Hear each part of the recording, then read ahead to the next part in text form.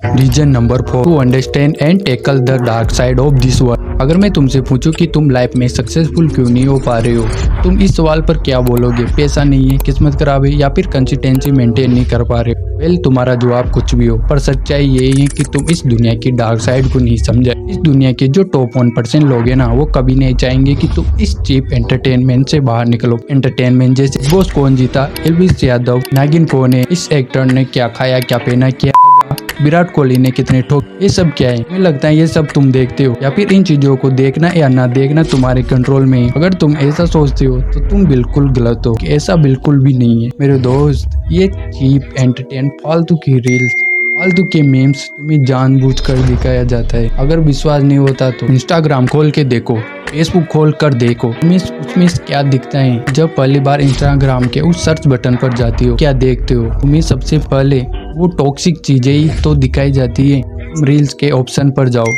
1-2 घंटे से पहले वापस नहीं आने वाले। ऐसा क्यों होता है? तुम्हें क्या लगता है तुम कंट्रोल कर रही हो? ऐसा बिल्कुल भी नहीं है भाई। ये जितने भी एप्स तुम यूज करते हो ना, चाहे वो इंस्टाग्राम हो, चाहे फेसबुक हो, अब तो धीरे धीरे यूट्यूब भी हो रहा है कि एल्गोरिदम, इनकी सेटिंग को कुछ ऐसी तरह से डिजाइन किया गया है ना, जिससे तुम्हें इस चीप एंटरटेनमेंट में फंसोगे ही फंसोगे।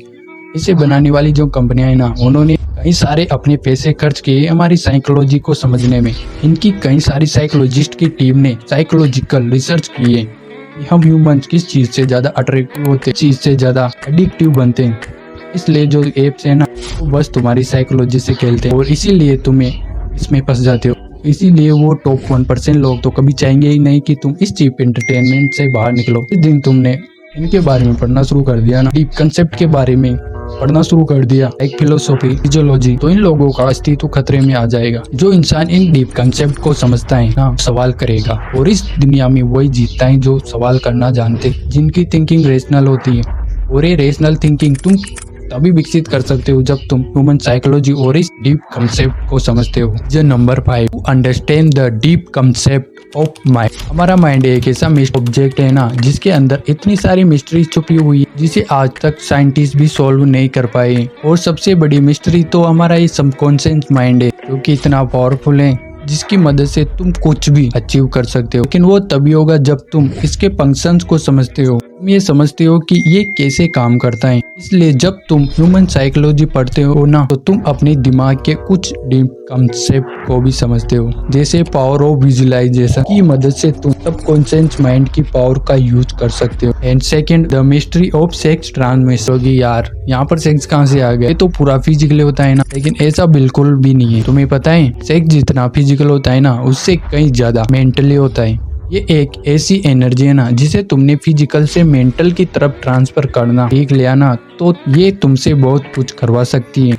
इस दुनिया के जितने भी अचीवर, ग्रेट लीडर हुए हैं ना, उन सभी ने इस आर्ट को सीखा है। चाहे वो विवेकानंद हो, या फिर अब्राहम लिंकन, मोहम्मद अली हो, या फिर स्टीव जॉब्स, यहाँ तक कि महात्मा गांधी हो या निकोला टेस्ला, इन सभी ने अपनी ग्रेटनेस को अचीव करने का राज सेक्स ट्रांसमिशन को ही बताया है। ये टॉपिक इतना बड़ा है ना कि इसे बाद में डिस्कस करेंगे किसी दूसरे वीडियो में। तो ये थे वो 5 रीजन जो तुम्हें कन्वर्स करेंगे ह्यूमन साइकोलॉजी पढ़ने के लिए, और मुझे यकीन है कि तुम वो भी गए होगे। तुम्हें मैं 5 ऐसी बुक्स बताने वाला हूँ जिनकी मदद से तुम ह्यूमन साइकोलॉजी की जर्नी को स्टार्ट कर सकते हो। Number 1, the laws of human nature by Robert Greene. Number 2, thinking fast and slow by Daniel Coleman. Number 3, Sapiens by Yuval Noah Harari. Number 4, the power of your subconscious mind by doctor Joseph Murphy. Number 5, thinking and grow rich by Napoleon Hill. तब के लिए keep learning.